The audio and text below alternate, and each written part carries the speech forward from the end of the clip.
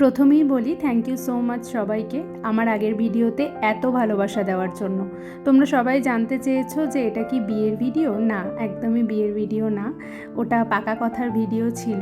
এখন এনগেজমেন্ট শপিংয়ের জন্য সকাল সকাল পৌঁছে গেছিলাম গড়িয়াহাট, আর সেখানে গিয়ে কিছু সেরামিক্সের জিনিসপত্র দেখে নিচ্ছিলাম।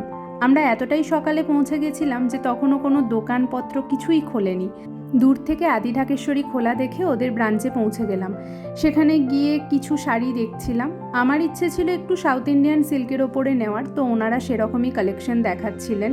বেশ কিছু শাড়ি আমি ট্রায়ালও দিয়েছিলাম। তোমরা দেখে জানিও যে এর মধ্যে কোন শাড়িটা পরে আমাকে ভালো লাগছে, আর গেস করে জানিও তো এতগুলো শাড়ির মধ্যে কোন শাড়িটা আমি নিয়েছি। বেশ কিছু শাড়ি আদি ঢাকেশ্বরীতে দেখার পর আমরা চলে গেছিলাম আদি অক্ষয়তে।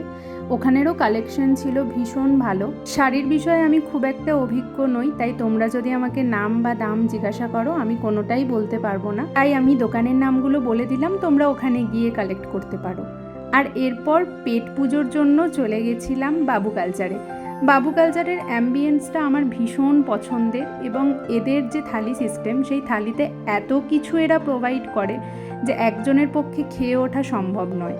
আর এই দোকানটার ব্যাপারে আমি তো এত মেসেজ পেয়েছি স্টোরি দেওয়ার পর থেকে, সবাই আমাকে জিজ্ঞাসা করেছো দিদি এই দোকানটা কোথায়, কোথায় লোকেশন।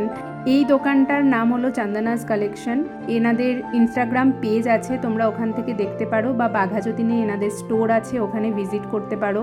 কাস্টমাইজেশনের পিছু পিছু এনাদের রেডিমেড কালেকশনও প্রচুর বেশি থাকে। শাড়ি, ব্লাউজ, পাঞ্জাবি, টোপর, মুকুট, তোমরা সব কিছু এক ছাদের তলায় পেয়ে যাবে। এখান থেকে কিন্তু আমি আমার প্রয়োজনীয় পাঞ্জাবি, ব্লাউজ সব কাস্টমাইজ করিয়েছি।